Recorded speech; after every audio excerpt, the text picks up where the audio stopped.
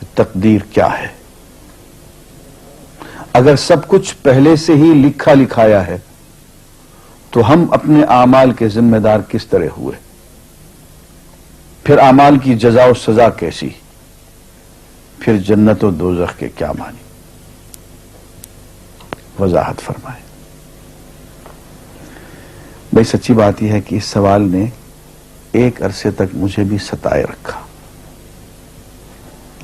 اور میں سوچتا رہا کہ اگر واقعی اللہ تعالیٰ نے پہلے سے ہی سب کچھ لکھ دیا ہے کہ میں اتنے بج کر اتنے منٹ میں بیٹھ کے یہاں پہ ایک لیکچر دوں گا، یہ تقریر کروں گا، اتنے بج کر اتنے منٹ پہ نماز پڑھوں گا، اتنے بج کے اتنے منٹ پہ فلاں کو گالی دوں گا، فلاں کو تھپڑ ماروں گا، یہ پہلے سے ایک میرا شیڈول مرتب ہے اللہ کے ہاں، لکھا لکھایا پروگرام چھپا چھپایا موجود ہے، میرے کیا قصور؟ تو لکھنے والے کا قصور ہے. بات تو خطرناک ہے نا. تقدیر کیا ہے؟ عربی میں اس کے لیے ایک لفظ لکھا جاتا ہے دینی کتابوں میں، علم اللہ السابق، اللہ کا علم جو پہلے سے اسے حاصل ہے. اللہ کو معلوم ہے کہ آج میں اتنے بج کر اتنے منٹ پہ اپنی مرضی سے، اپنے ارادے سے، اپنی آزادی فکر اور آزادی عمل پہ، عمل سے کام لیتے ہوئے یہ کام کروں گا. اب بھائی کام تو میں اپنی مرضی سے کر رہا ہوں، اپنی آزادی سے، اپنے ارادے سے کر رہا ہوں، لیکن اتنی سی بات تو مانو کہ اللہ تعالیٰ علام الغیوب ہے، علیم بذات الصدور ہے. مجھے اپنے بارے میں پتہ نہیں ہے کہ کل 10:10 پہ میں کیا کروں گا، اس کو پتا ہے. مجھے اپنے بارے میں پتہ نہیں ہے کہ میں 10 سال کے بعد کہاں ہوں گا، کیا کر رہا ہوں گا، فلاں بج کے فلاں منٹ، اس کو پتا ہے. اس کو میرے آزادانہ، خود مختارانہ، فری ول کے ساتھ کیے ہوئے اعمال کا پتا ہے کہ میں اپنی مرضی سے، اپنے فری ول کے ساتھ، اپنے ارادے سے اتنے بج کر اتنے منٹ پہ کیا کروں گا. یہ اس نے اپنے ہاں لکھ رکھا ہے، اس لیے کہ اس کو پوری کائنات کا نظام چلانا ہے. اس کا علم جو ہے وہ صحیح ہے، لیکن اس کا علم میرے ارادے سے نہیں ٹکراتا ہے.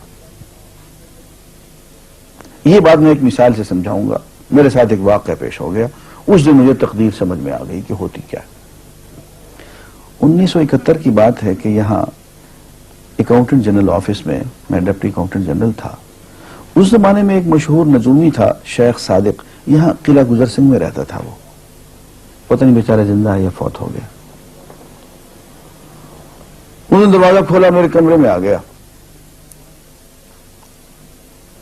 کہاں صاحب ہم آپ کی خدمت کرنا چاہتے ہیں، ہم آپ کو مستقبل کے بارے میں کچھ بتانا چاہتے ہیں. میں نے کہا میرے پاس فضول باتوں کے لیے وقت نہیں ہے، میں علم نجوم وغیرہ کو، اس قسم کے یہ فضول باتوں کو میں نہیں مانتا ہوں، مشغول آدمی ہوں، ان چکروں میں مجھے مت ڈالو.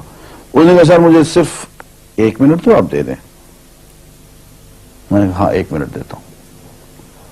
اس نے ایک بہت بڑا کاغذ میرے سامنے لکھا جس پہ 40 خانے بنے ہوئے تھے، 40 چیزوں کے نام لکھے ہوئے تھے، مختلف چیزوں کے نام، کتاب، قلم، اینک، کاپی، دوات، پینسل، میز، بادل، برکھا، مسجد، مندر، ایسی ایٹ رینڈم چیزوں کے نام، 40 چیزوں کے نام لکھے ہوئے تھے. مجھے کہنے صاحب آپ ان میں سے کسی ایک چیز پہ انگلی رکھ دیں یا اس کا نام آپ اس کاغذ پہ لکھ دیں. اور مجھے یہ کہتے کہتے اس نے ایک پیس آف پیپر میری میز سے اٹھایا اور اس پہ کچھ لکھا اور اس کو یوں الٹا کے رکھ دیا. میں نے کہا تم نے یہ کیا کیا؟ کہنے لگے جی میں نے وہ چیز لکھ دی ہے، وہ نام جو ابھی آپ لکھیں گے. تو اب میں پریشان ہو گیا. تماشا کی بات ہے نا کہ جو چیز میں سوچ سوچ کے اپنے ارادے سے، اپنی مرضی سے ابھی لکھوں گا، اس نے پہلے جو لکھ کے وہاں رکھ چھوڑ دیے میرے سامنے. اب میں سوچ میں پڑ گیا کہ یار وہ چیز لکھوں جو اس نے نہ لکھی ہو. کبھی میں اس کا ارادہ کروں، کبھی اس کا ارادہ کروں، تنگ آ کے آخر میں نے کسی ایک چیز کو لکھ دیا. میری یہ ہے. اس نے جب وہ الٹایا تو وہ وہی چیز نکلی. اب پتہ نہیں یہ کیا چکر تھا اس کا، خدا ہی جانے. کوئی اس کا علم ہوگا، کوئی فن ہوگا، کوئی تک بازی ہوگی، تک بندی ہوگی کوئی. لیکن اس دن مجھے پتا چلا کہ یار اس کو جو کچھ میں نے لکھا ہے اپنے ارادے سے لکھا ہے، اپنی مرضی سے لکھا ہے، اس سے پابند ہو کے نہیں لکھا. کبھی اس پہ انگلی لگاتا تھا، کبھی اس پہ، کبھی اس پہ، آخر چن کے ایک لکھا میں نے.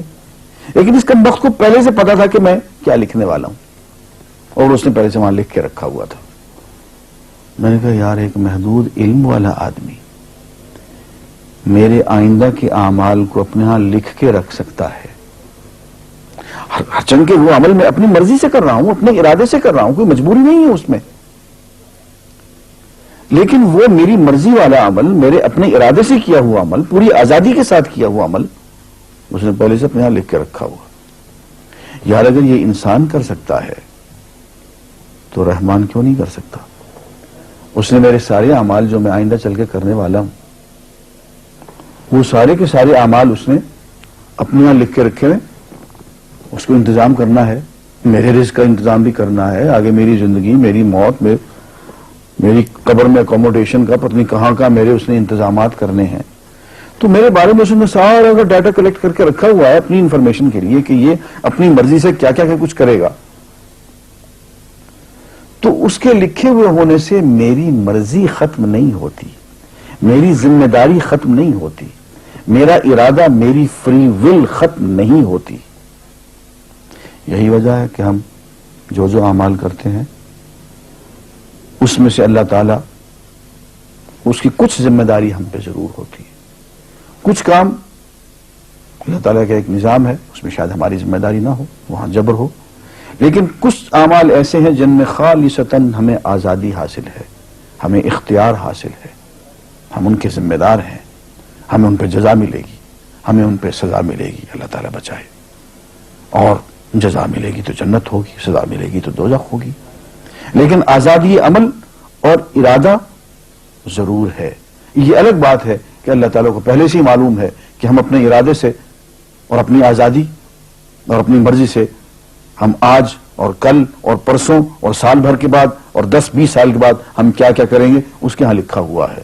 وَعِندَهُ عِلْمُ الْكِتَابِ، اس کے ہاں وہ سب کچھ لکھا ہوا ہے. لیکن ہم جو کرتے ہیں اپنے ارادے سے کرتے ہیں اور اس کے ذمہ دار ہیں. وآخر دعوانا الحمدللہ رب